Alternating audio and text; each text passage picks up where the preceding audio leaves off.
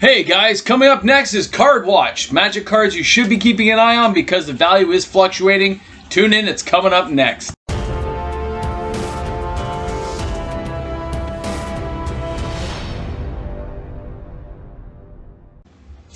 Hey guys, welcome back. Thanks for tuning in. This is MTG Moxman.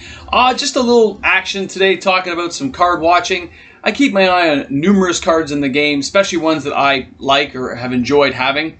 But I like to warn people when I see things shifting a bit or cards selling a lot or other stores looking for those cards and trying to buy them up, which means they have a shortage themselves, and which means the buy lists and the sell prices might be going higher in the near future. So I thought we'd go over a few cards today, nothing too long, just like a 10-minute shorty. If you're new to the channel, please make sure you hit the subscribe button, join in the fun. For all those who watch my giveaways, the giveaways are usually on the end of the month. This being, I think, Christmas Day this video comes out, so my giveaway for this weekend isn't coming out until Monday evening. I think I've let my patrons know, so if you're getting this video now, it's because it's a pre-recorded one. So thanks a lot, because it's pretty awesome, and I mean, Merry Christmas to everybody. So, the first cards I'm going to talk about shouldn't really be a surprise to anyone who plays Magic. We all knew these kind of go up in fluctuating bits and pieces, but the first one, I know, it's got to be the Power of 9. So what's happened is a lot of these cards have sold in the last 90 days. There's been a lot of movement. I'm talking everything from collector edition all the way through, and that includes the cards that are considered the Power of 10. So the cards I didn't add to this list are also going to be Time Vault, Force Field, right, are going to be on there, and Library of Alexandria. Those are cards that people don't really think about, especially Force Field's kind of underrated right now. It reduces damage to 1, it's 3 to get out, it's very fast. And of course it has the Mox outlines from the old Moxes in there, it's pretty awesome. Underrated card, definitely on the move and shifting upwards. Time Vault hasn't fluctuated too much in the original price, but what's happened is the collector editions are moving very fast, and somebody is scooping them up on eBay at least, because I've seen 7 or 8 sell in the last little while, and the price is creeping up across the board. So don't be surprised if somebody's trying to kind of corner that market a bit. If you're trying to get a cheap Time Vault just so you can play with it for the infinite turn combo. Now the rest of these cards on the list, everything from Time Twister, because it can be used in a format other than Vintage, what you're seeing is it's hitting like the 5-6K mark to start now. That's very high for this card. I remember when it used to be like a $400 card, so it's really gone up in the last couple of years. Time Walk and the rest of them, as you guys know, for the Power of 9, 3 of them are blue, the rest of them are artifacts. Ancestral Recall and Time Walk aren't moving as fast, but they're still being very steady. And of course, we all know I love my Moxes, and the Moxes are kind of on the move, all right? Like, we're seeing them shifting up now to that, even beat up ones getting 3,000, 4,000. I believe Dan Bach has the cheapest ones online right now that I could find from a reputable source that I would trust buying from. So that was the cheapest I believe I could find at this time of any consistency. But they're moving upward. And I mean, they're overdue to move up considering how much all the air cards cost nowadays. So you will see a shift in these. Black Lotus is being pretty scary, and I don't even think I put it on the list today. But I had it in my thumbnail, which I thought was kind of funny.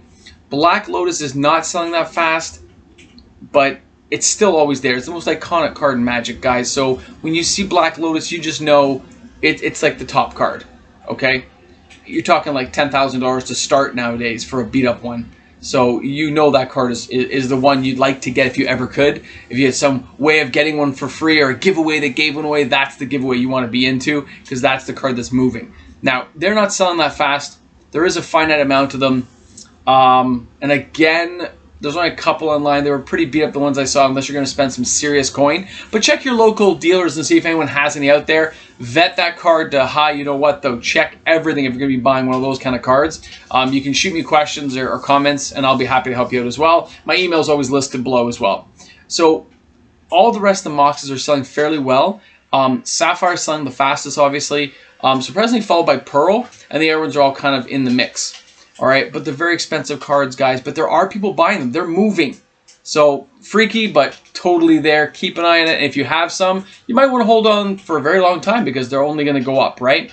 There's such a limited amount in the world.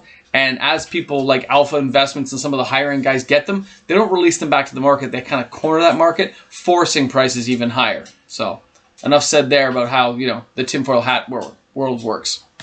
Now, the next list of cards I have for you guys today is just a small assortment I've noticed some movement on from my local retailers trying to buy up more of them so they have more to sell, from players looking for them, from friends and people I know, as well as sales I've seen on eBay. So this is just a small list of cards that caught my eye. Now, the first one is Ugin the Spirit Dragon. Now, originally he was only printed in Fate Reforged. They did bring him back out in Core 2021 to try to boost those sales. He is an epic card, okay? Very strong, very good, but it took a long time for his price to slowly uptick as a card. Now, Endly Colorless Planeswalker is something to keep an eye on. I'm even talking about the Karns, the various versions of him lately. Keep an eye on those. Karn the Great Creator, Karn Scion of Urza. They all have future value that will cause them to rise higher. But again, Ugin is what I'm focusing on right now. At a $35 average, what you're seeing is he's slowly ticking up 20-30 cents every week or two. I think this week he moved 72 cents.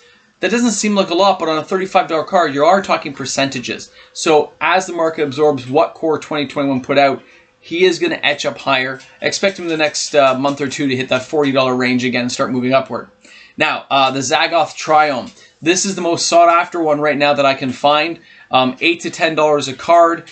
But the buy list of people looking for it at local stores are all over the place. So everyone wants it.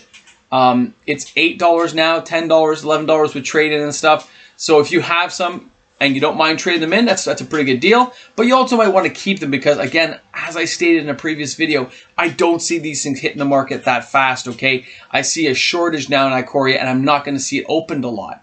So please keep it in mind. Mox Amber, of course, my personal favorite card. I don't like talking about this one too much. I do have a huge amount of these cards because I love them, and you guys know that. That's why I'm MTG Moxman. But it is etching up slowly. Now, the funny thing is although stores are trying to buy list it for that $18 to $20 mark with a 35% trade-in, that's what I'm getting here in Toronto. The other thing I've noticed is online, there's still the $30 to $35 mark for each card. There's one or two guys a little bit less. But overall, the card's kind of staying steady, and it kind of goes up and down in that little bit of a range. But we'll see when card play actually starts in stores and people pick them up for their Pioneer, for Commander decks. There isn't that many out there. It is from Dominaria. It's only one printing of it right now. I'm expecting it reprinted in the next 2 to 3 years at least, or faster, because there is a shortage and they'll want to get that card back out there. People ask me if I'm going to sell. No, I'm going to keep them, hope they tank, and I get more. The Crater Hoof Behemoth. Now, good card, very strong in green. I mean, come on, 38 bucks, very average, very nice price for a creature card though. So it's a good trade-in value, which means the reason I'm telling you to trade in is because it's a reprint hit for sure. It's a creature card. They have Wizards has less trouble reprinting creatures. They like to pump these things out. So expect to see that this year at some point. And probably one of the specialty sets will be reprinted. Vampiric Tutor, of course, this was just reprinted, but Vampiric Tutor is still holding strong around that $55 mark. With the variants going up and down a few bucks here or there, depending if it's foil, non-foil, extended full art, that kind of stuff. But still a very strong card. Even though it's been reprinted multiple times, it's still at Mythic. It's very hard to get. Enough said, amazing card. And, of course, the last one I wanted to talk about is going to be Polluted Delta. It is on the hit list in a few places here in Toronto, and I've noticed the price is kind of etching up around that $30 mark for a basic, not fancy, Khans of Tarkir version. The other full art ones can and full art foils can be in the hundreds, right? But this particular being the cheapest one, in case anybody just wants to buy one, I don't see them ticking up too much in the sense like they're going to jump up like $5-10 bucks, but they're going to etch up a little bit every month until we get Modern, Horizons 2, and then we're going to see it tank down again to that low 20 mark as more of them hit the market at Rare. But depending, Modern Horizons 2, don't forget, will have a higher price point. So that price dip you're going to see will be short-lived when people realize that the price is going to be probably 400 bucks a box or 350 or something from local stores plus tax, what I'm expecting Modern Horizons 2 to cost. So it's something to keep in mind, okay, guys? So that's all I really had to talk to you guys today. I thought you might be interested in some of the cards I see. I've been following and seeing how they're doing. Yeah, it's pretty interesting stuff to see how the market goes up and down based on what people's needs are for decks. Because I noticed cards like Brazen Borrower are like tanking out at like 14 bucks now for a buy list, where they used to be 40 at one point, which is hilarious. So, and again, as it rotates out, still a very useful card. I wouldn't ditch mine at 14 bucks. I might as well just hold them at that point because I don't see that card being reprinted anytime soon. When Throne of Eldraine dumps out, it will be a while. Okay? So thank you so much for tuning in. This was MTG Moxman. Make sure you hit that subscribe button and smash and join us. All right? Thanks a lot for tuning in. We'll see you guys on Monday for our next live video giveaway. Cheers. Well, it'll be live in this one. You know how it goes. Hey guys, big shout out to my patrons. Thank you so much for your continued support. Patrons are what make this channel possible. Thank you so much, guys. Looking forward to seeing everyone soon. Have a great one. Stay safe out there. This is MTG Moxman. And yes, Army of Darkness still rocks. Shop smart.